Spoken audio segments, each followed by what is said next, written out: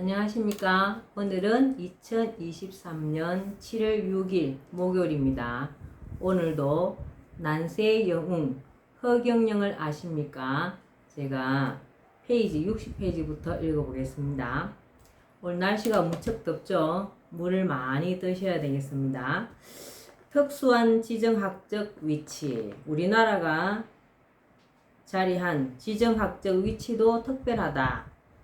쟁쟁한 강대국들이 주변에 포진하고 있는데 동으로는 일본과 미국, 서로는 중국, 북으로는 러시아가 그들이다. 이처럼 우리나라는 강대국들의 틈바구니에 끼인 형국이라 흔히 고래 싸움에 새우 등 터지는 격이 되기 쉬운 위치라 하여 좋지 않다는 식으로 바라보기도 한다. 물론 그러한 측면이 없잖아. 있다. 자칫 강대국들의 전쟁터가 되거나 거래 대상이 될 위험이 있다. 우리가 일본의 식민지가 되었던 것은 당시 강대국들의 정치적, 군사적 거래가 한몫을 했고 분단이 된 것도 강대국들의 이해관계 때문이었다. 6.25 전쟁은 국제사회에서 한국전쟁으로 지칭된다. 비록 북한의 남침으로 시작된 동족 상잔의 전쟁이지만 단순히 남북한만의 전쟁이 아니라는 것은 모두 알고 있다. 북한의 김일성 뒤에는 소련의 스탈린이 있었다. 전쟁이 나자 당시 미국의 메가더 장군과 친분이 있었던 이승만 대통령은 미국의 빠른 개입과 강력한 지원을 요청했다.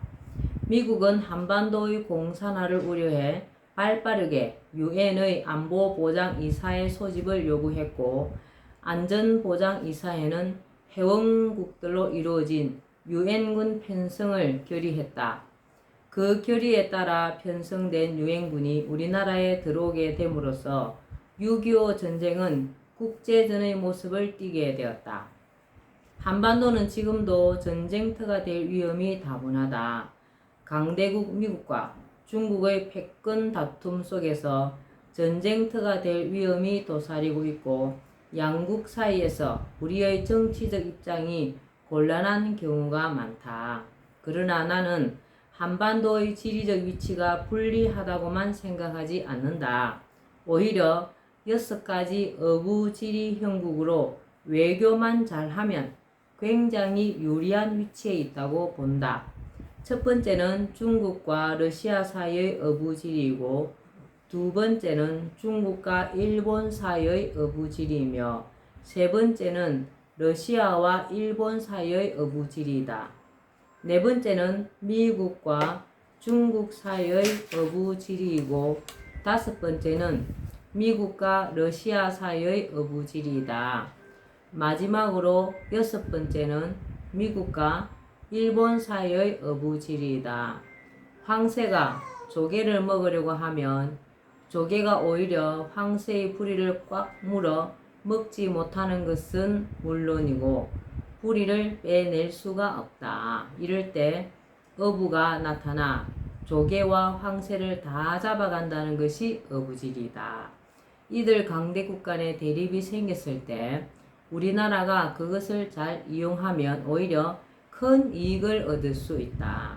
단 그렇게 되기 위해서는 지혜로운 지도자가 필요하고 외교적으로 유능하고 특히 나라를 잘 이끌어 갈 수 있는 지혜롭고 강력한 지도자가 나온다면 우리나라는 강대국을 컨트롤하고 리드할 수 있는 위치에 설 수 있다. 그렇지 못하고 마치 구한말의 고종 황제처럼 정세 파악도 제대로 하지 못하고 어느 한쪽만을 편든다든지 하면서 우유부단한 모습을 보이면 반대편 나라의 공격을 초래하여 나라가 위기에 처할 수도 있다. 우리나라는 이처럼 뛰어난 지도자를 요하는 묘한 위치에 자리하고 있다. 세계의 핵 한반도. 우리나라는 지정학적 위치뿐 아니라 전통적인 풍수지리적 측면에서도 아주 특이한 모습을 하고 있다. 우리나라를 중심에 놓고 세계 지도를 펼치면 좌청룡의 위치에 일본과 미국 등이 위치한 아메리카 대륙이 있고 우백호 자리에 중국과 유럽 및 아프리카 대륙이 있어 좌우로 날개처럼 우리나라를 감싸고 있다. 한반도 아래쪽을 보면 제주도에서 시작하여 대만, 필리핀을 비롯한 동남아시아, 호주 대륙이 차례로 놓여 있어서 안산을 이루며 한반도를 보호하고 있다. 실제로 일본은 태평양에서 오는 쓰나미를 막고 안산에 해당하는 섬과 나라들은 적도 부근에서 발생하여 북상하는 태풍을 차례로 가로막아 그 세력을 약화시켜 한반도를 보호하는 구실을 한다. 말하자면 한반도는 지구의 자궁과 같은 형세를 갖추고 주변으로부터 보호를 받는 완벽한 천하 대명당의 풍수적 위치에 놓여 있다. 자궁은 새 생명을 잉태하고 자라게 하며 세상으로 내보내기 전 준비하는 자리이다. 또 한반도는 지구의 핵이다. 지구의 기운인 지기가 가장 강력하게 집중된 곳이다. 인삼 가운데 고려 인삼의 약효가 가장 뛰어난 것도 한반도의 땅 기운 때문이다. 우리나라 토종 식물이 강한 생명력을 가지고 있다는 것은 외국 사람들도 인정하는 사실이다. 한반도에서 태어난 한민족 역시 그렇다. 한민족은 세계 어디를 가도 강한 생활력과 부지런함으로 잘 살아나간다. 핵은 절대 크지 않다. 중국이 오랫동안 세상의 중심이라는 중화 사상에 젖어 자신들을 중심에 놓고 주변 민족들을 오랑캐로 여겨왔으나 사실상 큰 나라는 핵이 될 수 없다. 이렇게 한반도가 묘한 지정학적 풍수적 위치에 자리한 것은 이유가 있다. 그것은 세계 역사에서 장차 한민족이 맡게 될 사명 때문이며 그 민족을 이끌 지도자가 나타날 자리이기 때문이다.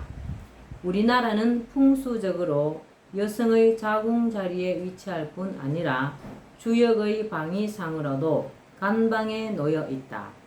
간방은 동북방을 의미하며 시작과 끝이 맞물린 방이다. 인류가 약육강식의 생존 경쟁 속에 펼쳐온 오랜 투쟁의 역사를 끝내고 인간의 생존 법칙인 공존공영의 시대로 나아갈 때 그러한 새 시대가 시작되는 곳이 지구의 자궁이자 간방에 위치한 한반도이다.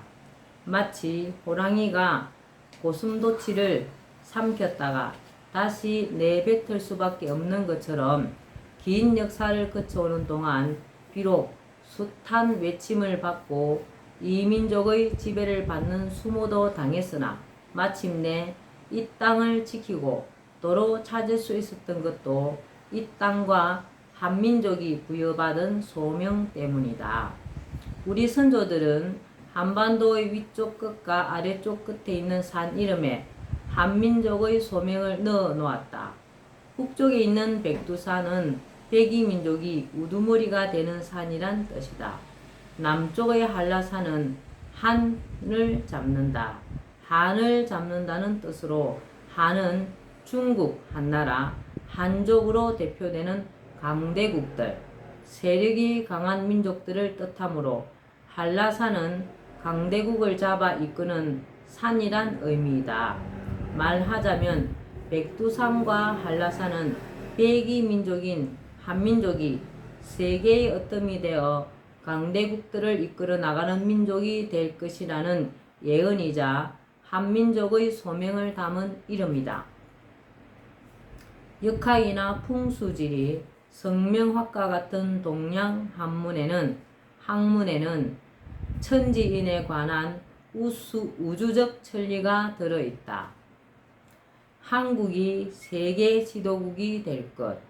21세기에는 우리 민족과 한국이 세계를 이끌어가는 지도국이 될 것이라고 예언하거나 그렇게 되어야 한다는 사람들이 많다.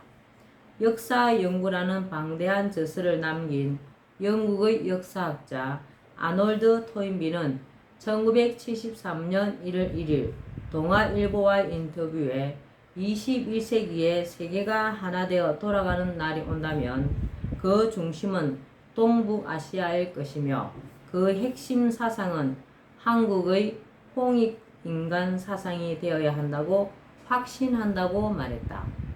조선 중기의 학자로 풍수학의 대가였고 역학, 천문 등의 조예가 깊었던 격암 남사구가 남긴 격암유록에는 섬 같기도 하고 아닌 것 같기도 한 곳에서 사람 같기도 하고 아닌 것 같기도 한 신인이 출현하여 지상낙원을 건설한다. 격암유록에는 섬 같기도 하고 아닌 것 같기도 하고 사람 같기도 하고 아닌 것 같기도 한 신인이 출현하여 지상낙원을 건설한다. 세상 사람들이 이 성스러운 임금을 보고도 알지 못하니 한심한 일이다 라고 나와 있다. 섬 같기도 하고 아닌 것 같기도 한 곳은 두만강과 압록강에 의해 대륙에서 분리되어 있는 듯하여 섬 같기도 하면서 섬이 아닌 한반도를 지칭한다. 인도의 시성 타고르는 일본을 방문했을 당시 동아일보 기자로부터 한국 방문을 요청받았는데 응할 수 없자 이에 미안한 마음을 대신하여 동방의 등불이란 시를 지어 주었다고 한다. 그 시에서 타고르는 일찍이 아시아의 황금 시기에 빛나던 등불의 하나인 코리아. 그 등불 다시 켜지는 날 너는 동방의 밝은 빛이 되리라 하고 노래하며 우리나라가 동방의 밝은 빛이 될 것이라 하였다. 또 독일의 사상가이자 신지학의 대가이며 인지학의 창시자인 루돌프 슈타이너는 인류 문명이 크게 바뀌는 전환기에는 새로운 삶의 방식을 제시하는 성배의 민족이 반드시 나타나게 되어 있다. 그 민족은 개인적으로나 집단적으로 영성을 지닌 민족으로 외세의 침략과 내부의 억압으로 인하여 삶과 세상에 대해 꿈과 이상을 마음속에 가진 민족이다. 로마가 지배하던 지중해 문명시대의 전환기에는 그 성배가 유대 민족에 있었다. 그러나 그때보다 훨씬 더 근본적 전환기가 될 현 시대에는 그 민족이 극동아시아에 있다. 그 민족을 찾아라 라고 그 제자들에게 말했다고 한다. 제자들 가운데 일본인이 있었는데 그는 일본과 한국의 역사를 연구한 후에 그 민족이 한국인이라고 결론 내렸다고 한다. 이 외에도 한민족과 우리나라가 세계를 선도해 갈 것이라는 많은 예언이 있고 그것을 환상으로 보는 사람도 있다. 그들은 우리나라에 대해 특별히 잘 알지도 못하는 상태에서 그렇게 예언하거나 보는 것으로 전해지고 있다. 우리 민족은 뛰어난 두뇌와 홍익인간이라는 고귀한 정신세계를 가지고 세계를 주도해 갈 수 있는 능력과 자질을 갖추고 있으며 우리나라 또한 지정학적, 풍수지리적 면에서 특수한 조건을 갖추고 세계를 바꿀 수 있는 핵으로 준비되어 있다. 이러한 사항은 보이지 않는 세계에서 주도한 일이며 세계의 유명한 학자나 예언가들이 한국이 장차 세계의 중심국으로 미래를 이끌어갈 나라임을 예언하고 있는 것도 모두 보이지 않는 세계가 작용하는 까닭이다. 물론 나는 오래전 이미 우리 민족의 소명을 알고 있었다. 그런데 소명을 펼쳐야 할 시기가 지금인 것은 이 시대가 윤리와 도덕이 땅에 떨어지고 동물의 생존 법칙인 약육강식 원리가 인간 세계를 지배하여 그대로 두어서는 아비규환이 될 수 있을 뿐 아니라 인간의 이기심으로 인해 지구 환경이 회복되기 어려운 수준으로 파괴되기 일보 직전에 놓였기 때문이다. 인터넷의 발달로 말이나 글, 영상이 순식간에 전 세계로 전달될 수 있는 기술적 여건이 되어 전하고자 하는 것을 온 세상에 쉽게 전할 수 있는 것도 이 시기가 소명을 수행할 적기임을 말해준다.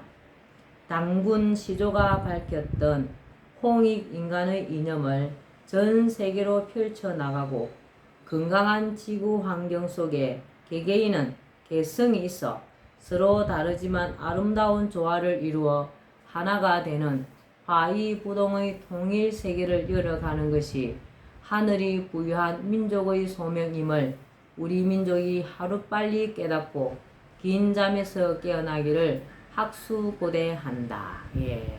오늘은 난세의 영웅 허경영을 아십니까? 여기까지 읽겠습니다. 오늘도 즐거운 하루 되시기 바랍니다. 감사합니다. 허경영.